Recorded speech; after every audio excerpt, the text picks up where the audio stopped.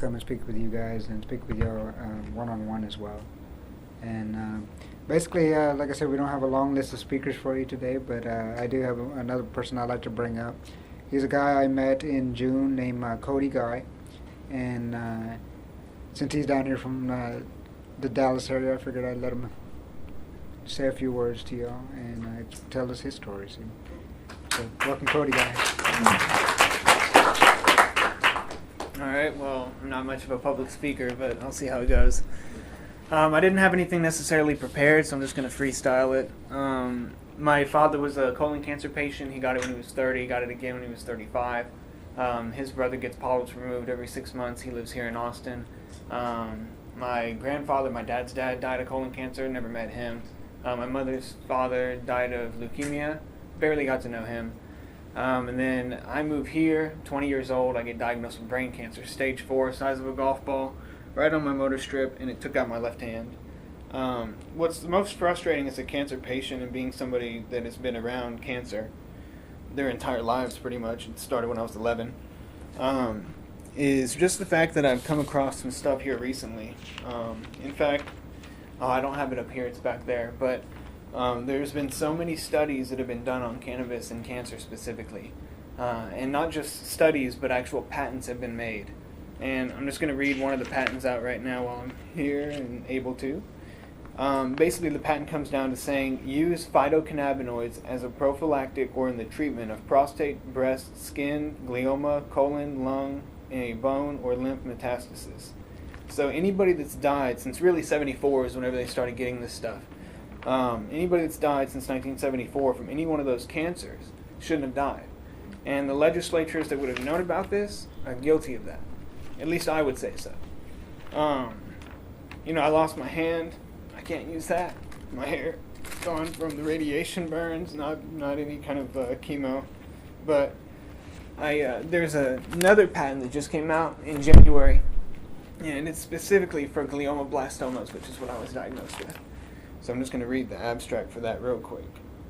So basically, like, my dad didn't have to die of colon cancer. And his dad didn't have to die of colon cancer. And I didn't even have to go through surgery if I would have only known about this oil. Let me find it real quick.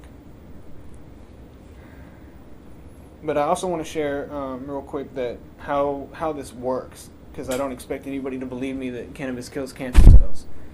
Let me just read the abstract of the patent that I have. This invention relates to the use of combination of cannabinoids, particularly the tetrahydrocannabinol and cannabidiol, the manufacture of a medicament or medicine for the use in the treatment of cancer. In particular, the cancer to be treated is a brain tumor, more particularly a glioma, even more particularly still a glioblastoma multiforme. I've met a couple of people that had GBM, and I've watched them die. And it's not funny. It's not pretty. They put them on steroids, their face swells up, they lose their hair. A good-looking Marine that I met totally didn't even recognize him when I met him from Facebook pictures. And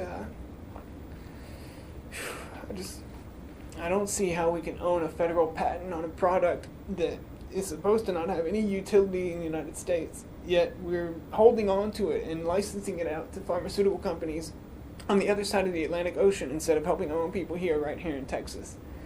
I grew up in Florida, was born here. When I got back, I was just inundated with how good Texas was. Like, everything's bigger in Texas, don't mess with Texas, and yet Texas just doesn't seem to care as much as some of these other states out there that have patients that have serious issues. I understand that a lot of legislatures, a lot of doctors don't even know that these cancer patents are out there. So I can't blame them, but we need to let them know about this. I think because cancer is such a epidemic or pandemic, wherever it's at right now, that because every single person has either known somebody that's had cancer, has had cancer themselves, or friends of friends, then it hits everybody really close. And it's not just a disease that affects the one person, it sends a ripple effect out through generations like my dad. Because now my kids will never meet my dad. So I'll read this quote. Benjamin Rush was a signer of the Declaration of Independence, and he made a comment or quote on medical freedom. It's just so true for today. Let me get my glasses back on. All right. Unless we put medical freedom into the Constitution, the time will come when medicine will organize into an undercover dictatorship to restrict the art of healing and deny equal privileges to others. The Constitution of the Republic should make a special privilege for medical freedoms. And that's exactly what's happened. People are controlling the plants. People are controlling everything. The way cannabis works in killing cancer cells is we have a natural compound in our body called anandamide, and cannabis just mimics that compound when it attaches to receptors. And so whenever our body responds or understands that it has cancer cells or a awry in DNA, it works hand in hand with the immune system to send out and flood the bloodstream with anandamide to cover all those cancer cells and to kill them. It's called apoptosis, but basically what it is the cancer, whenever it binds into it, it mates, so to speak. And the byproduct is this chemical called ceramide. And the majority of the chemotherapeutic agents out there are specifically designed to attach to the cell membrane to create ceramide. But they also do that to every single other fast multiplying cell. In essence, so you see the bald hair and missing, just everything that you see with a cancer patient going through chemo and radiation.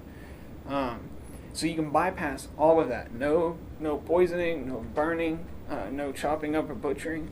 My dad's insertion was right here. It's 8 here. And they used to open them up 7 times in a 12-month period of time. All because nobody's talking about this. And, PTSD, all those things, they'll all be taken care of because I think if we just push the cancer button, everything else will come alive. With the Susan J. Coleman's, the cancer walks, the pink everything, the women seem to be able to work a lot better than men on this. That I think if women knew that CBD kills breast cancer cells better than any other chemical they found out there, then maybe that would come up into the public square and be able to be in a conversation and we actually talk about this stuff. But yeah, I'm long-winded. I just wanted to share this with y'all and let you know that it kills cancer cells. And it's biomolecular. It's not something that's anecdotal. We see it, how it happens. We can watch the mechanisms through which it kills the cancer cell. So, I challenge anybody. I will sit down with anybody at any point in time to be able to talk about this because it's just too clear. The evidence is too clear. So.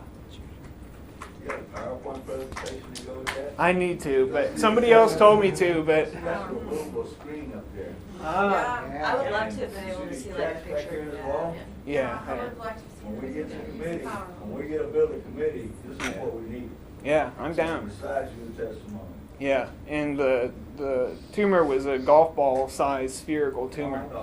And so if I show the MRIs. Research from other countries. Yeah. If you look at the recent to-date patents filed, there's over 12 been filed. On cannabis and cancer? Yeah. Cannabinoid extracts. Yeah. And synthetic cannabinoids. Yeah. So this, I put 2 years ago on Facebook that cannabinoid-based medicines was the future of medicine. And now it is. And yet it's still also coming up. Actually, it's sort of a missing link in their diet. Yeah, I would say so as well. Yeah, it is. There's the reason I think that we still develop certain types of tumors is because the endocannabinoid system is supposed to be enough to be able to take care of the natural tumors that form in our body. But because endocannabinoids are used for arthritis and used for every other condition in the body that is a degrading condition, in one of the patents it says age-related diseases. So basically anything that is degrading over time can be treated with cannabinoids. Man, I don't know where I was going with that, but yeah, just look into it more. And I've never ever done any political stuff. This is the first time I wrote down with Tracy. I have talked to a representative up in Dallas, and it went really, really good. A lot of these representatives have family members that have cancer, and so hit them in the heart. Hit them. This is affecting you. This is affecting other people. It's affecting children. The one thing that I hate, I volunteered at Children's Hospital, but I couldn't take it anymore because I couldn't see those sick kids. And this should be the frontline therapy, period, before radiation, before chemotherapy, before anything. So yeah, that's just my story. What's up? I really enjoyed you sharing your story, and I look forward to you coming to the hearing. And I would also encourage you in advance to prepare perhaps a printed material. Yeah. They accept any printed materials that you would like to bring. Okay. So if you find find like the key study that you just love. You can print up 12 copies and you can give it to all of them. Okay. And then that way they can't say that they are not educated. Yeah, that's good. I'll also mention, I know I'm taking up a lot of time, but for those who are patients, the state of Texas has a justification clause. It's called necessity clause, and it's Texas Penal Code 9.22. And basically it was written so that you could break the law and be justified in doing so if it's in order to save your life or to save your health or save from danger. So it reads, the conduct is justified if the actor reasonably believes the conduct is immediately necessary to avoid imminent harm. So this has been used as a precedent. A guy was caught with a little bit of cannabis, I think like an ounce or something, and this was used in court, and he was freed within 11 minutes. So, and then with the patents now, that's even more. So, I mean, yeah, talk to your doctor about the patents, talk to your legislatures about it.